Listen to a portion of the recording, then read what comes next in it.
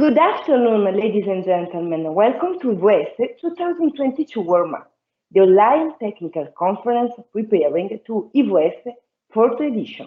First of all, let me thank you all for coming here today. Let me introduce myself. I'm Virginia, one of VALVEcampus organizers.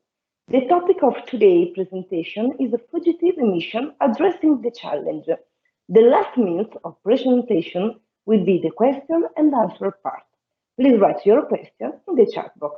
It's now my pleasure to present Mr. James Simpson, Segment Manager, Oil and Gas Europe. Thank you so much and have a good presentation. James, you can start.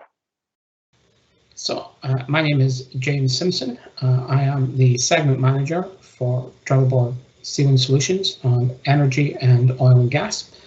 And I'm based in Aberdeen in the UK. Having been involved in supporting the energy sector for over 22 years now. The past 14 years have been with Trelleborg Sealing Solutions and have been in several business development roles.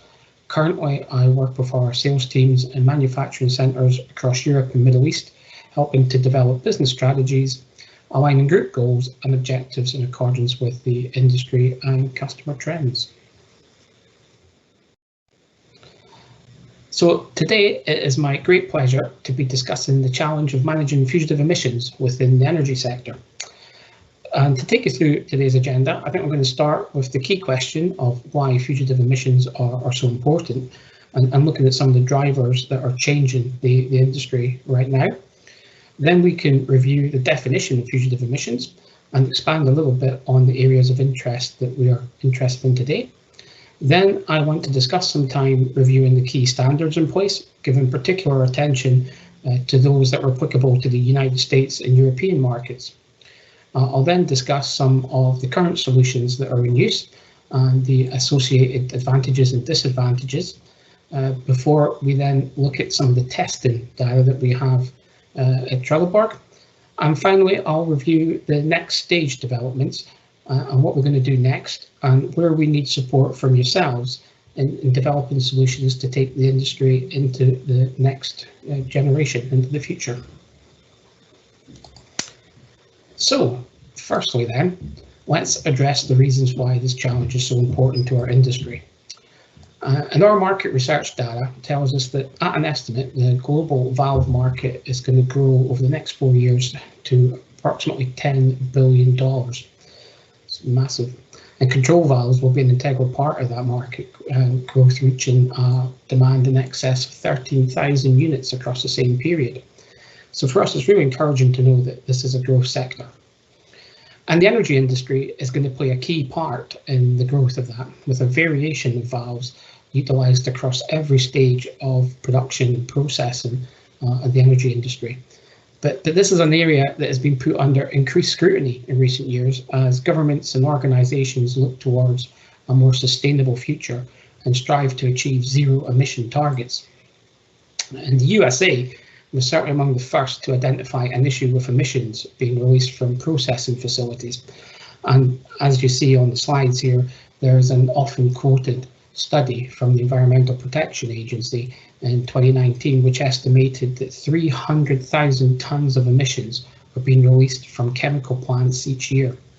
And in the same study, several emission sources were identified, but as you can see, by far and away, the largest factor is valves themselves, which account for 60% of all uncontrolled fugitive emissions into the atmosphere.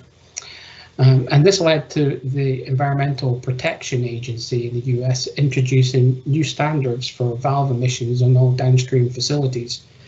And while those may have been rolled back a little bit in the previous years, the current incumbent in the Oval Office is certainly much more stringent on the issue and is already at the forefront of activities to reduce emission levels across the industry. The EU itself, of course, is not slow on the uptake, and they're gearing up to introduce new legislation as part of their target to cut greenhouse gas emissions by up to 55% from 1990 levels and to achieve that target by 2030. There's an EU Commission that are finalising a review of legislative actions. And one of the areas they're considering adopting is a United Nations Economic Commission for Europe best practice guideline for monitoring, reporting and verification of emissions within the oil and gas sector. And this best practice guideline and report is far more wide-ranging than what we've seen in EPA, and targets a greater monitoring of upstream facilities as well as downstream production. And also as part of that study, the EU are looking at applying a lot of these directives to any external supplier of energy products to the EU as a whole. So that would mean that any regulations that are introduced by the EU may be adopted in locations far outside typical EU boundaries as best practice. Within the energy industry, of course, we see liquid natural gas production becoming a major growth area within the industry as both an economic and cleaner fuel supply than typically coal or oil. And combined with its capability to be incorporated into blue hydrogen production processes, then natural gas is seen as a very viable solution for energy production. But again, and there's always a but, there is a focus to ensure that these new developments are also made sustainably, and there's a greater interest in the CO2 emissions on such facilities across all aspects from production, transportation and processing. And while IOCs look for growth and external investment on these projects, their investors are keen to be investing only on projects that meet their own sustainable goals and can be presented as such to an outside world that is definitely monitoring these things far more carefully than a few years ago. Okay, so we know that this is an important issue and it's going to be a major consideration on future energy developments. But what exactly are fugitive emissions? These are any chemical in a physical form that can unknowingly leak from an installation or pressurized equipment, primarily from industrial processing or production facilities. And these fugitive releases contribute to air pollution, and depending on the gas involved, they can be very dangerous to any human personnel that are either operating that equipment or simply just working nearby. And so as a result, all equipment within processing facilities can be tested for fugitive emissions by trained test engineers. And this can be done as part of an OEM assessment on equipment at manufacturing stage, as well as a monitoring program during service life. And what we find now is operators and OEMs will frequently ask manufacturers to provide a valve design that has been tested and proven to meet a very stringent level of emission. And these can be tested using methane gas in line with the United States Environmental Protection Agency requirements, but can also be tested with helium gas, which has a much lower molecular weight and provides a much sterner test of valve capabilities. However, any valve has got to prove to be a leak type within the pressures and temperature parameters designed to operate within, and leakage rate can be monitored in various ways depending on the standard. The primary leakage area in any valve is going to be the stem arrangement, and this is where the valve is connected to an external actuator. And movement of the stem during opening and closing the valve can allow leakage. This area will contribute to 80% of all valve leakage, so it's no surprise to us that this is the area where the various standards concentrate their efforts on. And there are a variety of standards that can be adopted for testing. And some are set by the international standards organizations, such as American Petroleum Institute and the International Standards Organization themselves. Other tests are specified by particular end users, most commonly being maybe one by Shell, which is specific for their own facilities.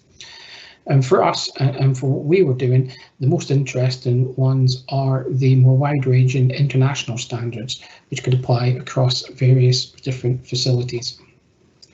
We can have a brief look at these. First up is the American Petroleum Institute, and they have 3 standards for low emissions on valves. And these really are focused on low pressure downstream valves with prescribed testing set at ambient temperature 260 degrees C and 41 gauge bar operating pressure. So that in itself gives us a good range of fugitive emission, low emission valves for one particular segment of the industry. Maybe more interesting for us would be ISO 15848, created by the International Standards Organization, which introduces a whole range of variables to the test data and is much more aligned with real applications that we see in upstream oil and gas, where we can test valves at much higher pressures and different temperature ranges, more in line with application conditions. So this makes ISO 15848 perhaps a more interesting standard and one that we want to align our products to. So those are the standards we're looking to achieve. How are emission targets met currently? Well, there's a range of typical options used at present. So alternatively, engineered packing sets offer a viable compromise between bellows and graphite ring solutions. So these are usually manufactured in an arrangement of PTFE or even sometimes elastomer rings, supported by a high modulus thermoplastic material such as PEEK to prevent extrusion. And these components get set into the stem packing gland. A spring-energized lip seal can be utilized to preset the seal, and that allows the pressure to assist energizing the supporting rings while keeping low pressure sealing capability and also torque and friction levels to a minimum. By having multiple barriers behind the main spring-energized seal, very low levels of interface leakage, the leakage between the seal lip and the hardware, can be achieved. The resultant solution is adjustment-free across many cycles. It's compatible with nearly all gas and chemicals and capable of operating at a very wide variety of pressures and temperatures depending on the design.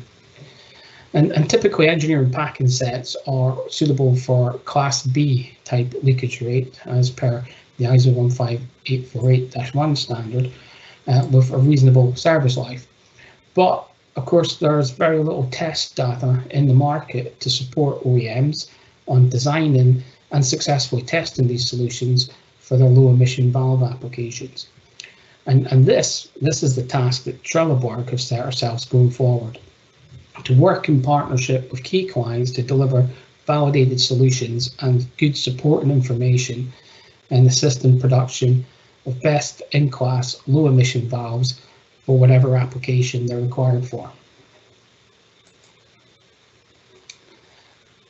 And how are we doing that? Well, in order to begin putting together information with customers, we decided to start off following the API route of creating an initial fixture test to compare different stem seal arrangements in similar conditions. And back in 2017, we completed the first upgrade of our testing capabilities, and that incorporated an electronically controlled environmental chamber matched with a purpose-built test fixture built along valve stem seal lines. And this fixture allowed us to conduct comparative tests at a wide range of different arrangements across a temperature range of -50 to +150 degrees C. But we did have some limitations, of course. First, as you can see, the test rig only really allows for a static test on the seal set. And secondly, our pressure rating on the system was limited to only 150 bar. However, that still did allow us to screen test a lot of designs and analyze how low pressure leak type performance across the seal interfaces, which is a key concern in low emission testing. The media selection was, of course, another area of discussion, and we certainly opted for helium media as the preferred option, partly as it provides a more robust test of seal design, but partly, of course, because it's a lot easier to work with. A leakage rate target was another focus, and again we fell back on ISO 15848-1 and selected leakage criteria based on that. As we're conducting static tests on this rig, we really wanted to achieve Class A leak tightness on an engineered packing set arrangement, if at all possible. And for measuring the exact leakage rate across the test seals and helium, we again looked at ISO 15848 and installed a full vacuum data collection system for a much more precise data collection instead of relying on sniff testing as we've done in the past.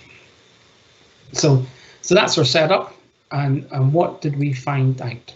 Well, this is our initial test results conducted using a very basic spring energized seal supported by some graphite rings as an initial control, as a first stage improvement on typical current solutions. So on this graph, what you can see here is a green line, which represents ISO Class A, allowable leakage rate for the given stem diameter. A purple line down here, which represents the ISO Class B leakage rate. Our brown line is, of course, our pressure, and the red line is the temperature as it changes, and the blue line is our actual leakage rate experienced throughout the test. So as you can see here, as our temperature starts off at ambient and we have 20 degrees C, we have a very good low level leakage. As it ramps up to 150 degrees C, the leakage rate remains consistent. We bring the temperature down to -50, and that's where the pressure drops accordingly, and we see an increase in the leakage rate. When the temperature comes back up to 20 degrees C, the pressure stabilizes, the leak rate decreases. And overall, we find that this seal stack performed reasonably well, and certainly well within the requirements of the Class B leakage rate throughout the entire test cycle. But for us and our main target, we were very much aware that at the low temperature, -50, our leakage rate did exceed that required by Class A. So it was a good first test. So next up, our next test was to increase the surface contact area and to review the impact that had on interface leakage between the seal element and the hardware. And we did this by setting several reinforced chevron rings behind the spring energized seal and creating a longer seal assembly. And for comparison, of course, we kept the graphite rings in place behind the stack. And repeating the same test with the same green and purple lines representing Class A and Class B leakage rates, and the same brown bar for pressure and red bar for temperature. Our blue line is our acceptable leakage, our actual leakage rate. We see that once again we have solid performance as the temperature ramps up to 150 degrees C. As the temperature comes down to -50, the pressure comes down. We do see more leakage at the lower temperature. As it comes back up again to room temperature, once again pressure stabilizes, the leak rate recovers. But this test showed that not only did it pass Class B, but while we got increased leakage at the lower temperature, we find that this set came through the entire test well within the parameters of Class A leakage. And this demonstrated to us that engineered packing sets can achieve Class A leakage even at low temperature and pressure, given enough contact area and in the right conditions. Now, we were aware that our successful test incorporated graphite rings as part of the overall stem arrangement, and that did lead to discussions as to whether really the graphite rings are doing all the work here, and whether really we needed to repeat the performance without graphite rings. And yeah, there might be sometimes we want to keep graphite rings in the design, particularly on fire-safe applications, but the purpose of our testing was to prove an engineered packing set can deliver the performance that the industry needs. So to that end, we began testing several design iterations to the same conditions to achieve direct comparisons with our original tests. And without going through all the individual tests, our results demonstrated that multiple redundancy and increased surface contact provides really good seal performance, and all stack arrangements passed Class B level leakage rates. However, achieving Class A certainly required further development, and fitting higher loaded helical springs to our designs, as you can see on our first three seal stacks there, certainly was a good solution for increasing the level of interface force to achieve consistent Class A leak tightness. But while this is great for a static test and a static solution, we're really all too aware that this might not be as effective on a dynamic application where the stem's moving back and forth. These high-load helical seals put a lot of torque and friction onto the design and would ultimately cause premature wear and leave you maybe not so better off. So our next objective was to obtain Class A solution based around typical dynamic solutions that were already in place for high-pressure applications using a medium-load cantilever spring. And this was achieved by a combination of material selection and spring design, and of course review of hardware conditions to achieve the best results.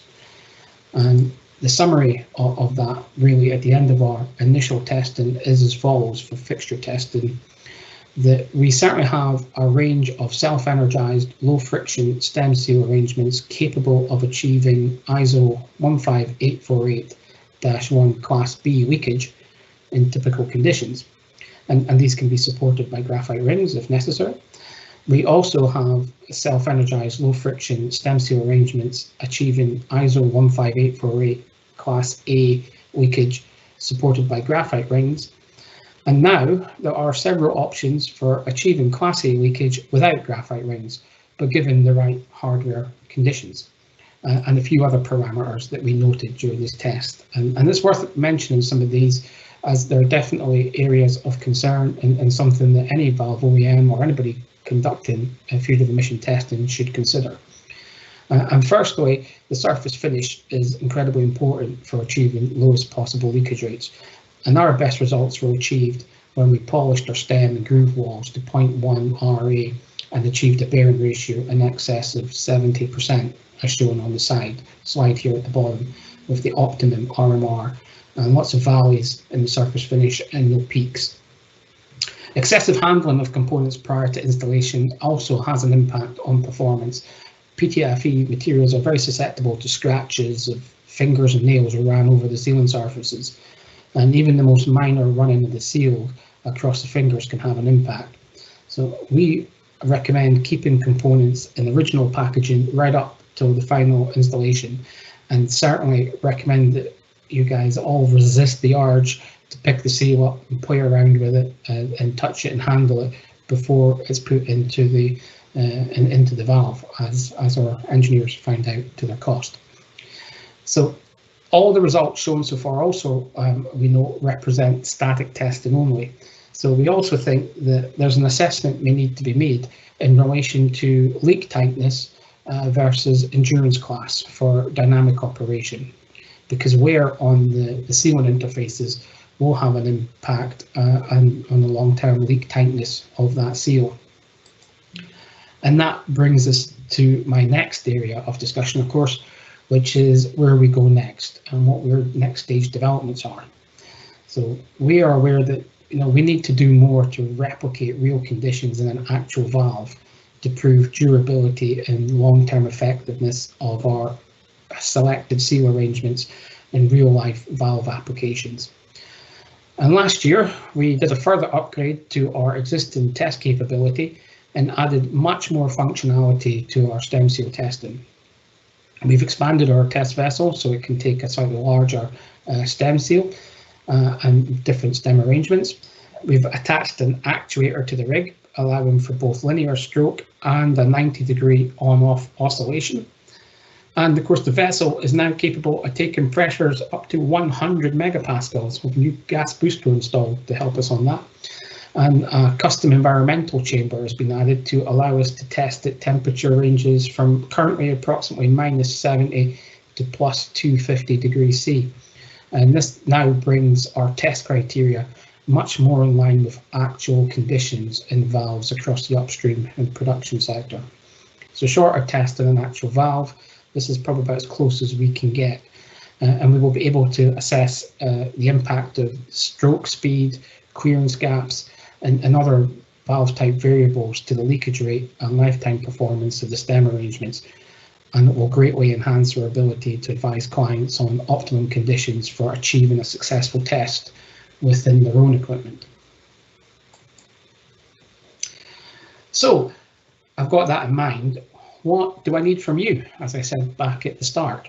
Well, whether you are an OEM designing new valves for the industry, an operator looking to reduce emissions across all processing and production facilities, or even if you're involved with organisations such as EPA or in the EU, we want to hear from you.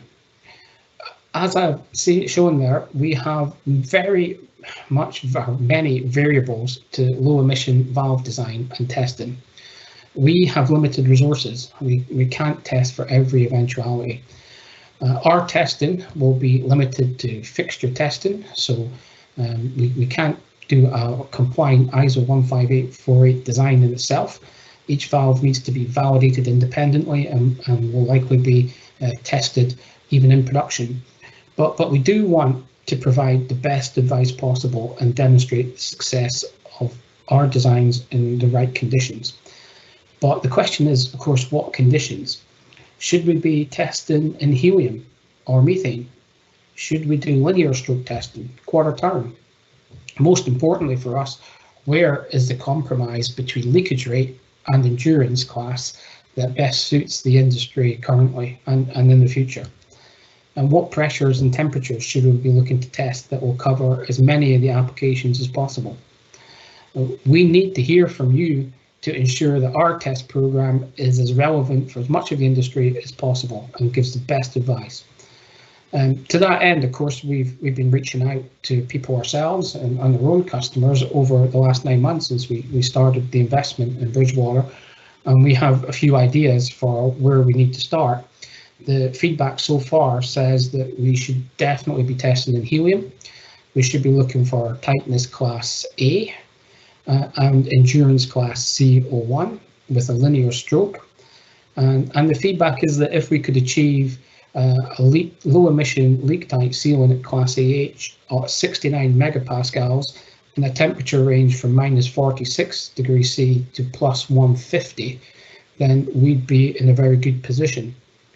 But that's what it stands right now. All feedback will be welcomed, and I certainly encourage everyone involved in listening to this presentation to get in touch on requirements and ideas and thoughts on where the industry is moving in the future, so we can make this as relevant as possible. So in summary, fugitive emissions within the energy industry are going to be a growing focus in the coming years. New legislation is going to be targeted at minimising CO2 and methane gas in particular, and there's going to be greater monitoring of performance in this area across every aspect of the industry, from upstream right down to downstream.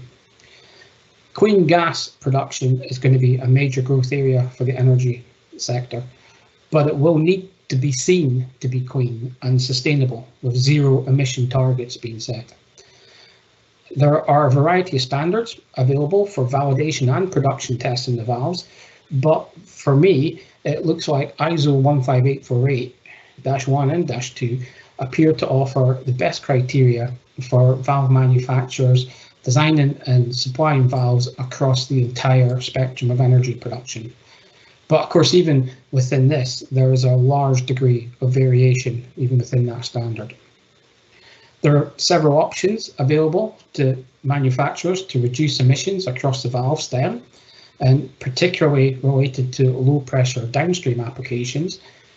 However, we believe engineered packing sets offer a viable solution for applications in highly corrosive media, high pressures or low temperatures, and certainly for gaining extended service life for remote locations. Multiple barriers and an increased surface contact, combined with hardware surface finish and minimal handling of components, are all critical aspects to realising the best performance. However, further data is required by everyone in the industry to complete our knowledge and to be able to offer trusted advice to OEMs and operators on successfully reducing emissions. And finally, and perhaps the most key takeaway of all, is that all industry players are required to assist us in putting together, giving us information and assist Sealing Solutions providers to design and test effective solutions that will meet the industry requirements today and in the future.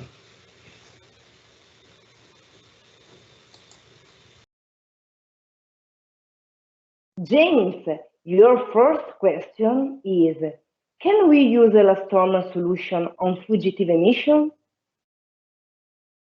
And that's a very good question.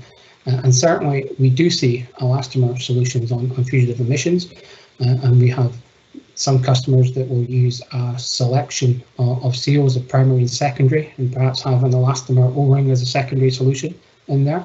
But I demonstrated earlier that some of the packing sets and chevron sets can be involving elastomer solutions as well. The drawback of using an elastomer solution, of course, it comes with the conditions that the valve have to operate in. Once we introduce an elastomer to the equation, then we have to consider chemical compatibility, compression set, and the temperature class, and the pressure combined with the temperature for low pressure applications. So there are a lot of more questions about elastomers that need addressing when we introduce these to valve sealing solutions. But certainly they can be a solution within the right applications for fugitive emissions. James, how does the level or torque on packing sets differ from graphite rings? Another interesting question here. So yeah, the level of torque is a significant factor on graphite rings, and it would be a factor of 2 or 3 difference from using a preset engineered packing set. So one where we have a medium duty spring with chevron sets behind it, where it is preloaded and has free space in the gland, will have a much more reduced torque level than having an all chevron packing set or graphite rings, which are physically compressed and forced into the gland. James, how long before we have more test data on dynamic testing?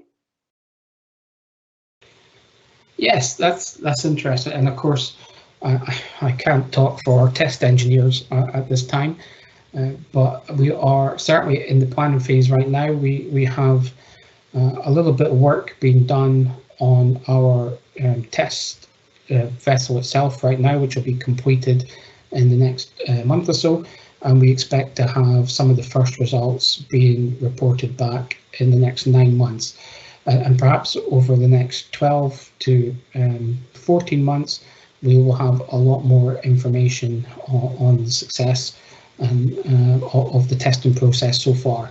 So it's an ongoing thing, and of course with everything, when we've got new test equipment, there can be issues and there can be setbacks, but all in all we do hope to have some new information to present in the next 12 months. James, your next question is there ever likely to be a leak-tight valve? Yeah, that's a $1 million question, isn't it? A leak-tight valve. Well, you know, the head says possibly not, but you know, never say never on these things. When we have externally actuated valve across the stem, the dynamic movement is always prone to create a certain level of leakage, but you know, there are a lot of operators and of course R&D budgets right now being spent on developing new valves and new valve designs, and with the introduction of electrification to energy production and the reduction in hydraulic systems, that brings another element to valve design. And I would not be surprised to see in maybe the next 5 to 7 years new valve designs that are completely leak-tight. And what they would look like is going to be an interesting question. So it might be something that looks completely different from what we see today as a typical valve design. But I do think there are going to be some bright ideas in the coming years, and particularly as the focus on fugitive emissions and greenhouse gases from energy production becomes more intense. It's going to drive new inventions and innovation in the industry, and I, for one, am very excited to see what comes about in the next few years. Thank you, Mr. James, for your good presentation. The time is over. Okay, I appreciate that. Thank you all very much for your time and attention today. I greatly appreciate that. I would like to say a big thank you to Virginia and the team at IVS and eValve for the ability to give me the opportunity to come and talk to you today. I really hope it has been interesting and insightful, and I really look forward to hearing some feedback from you all in the coming days. Thank you very much. I wish you all a very nice day. Bye-bye.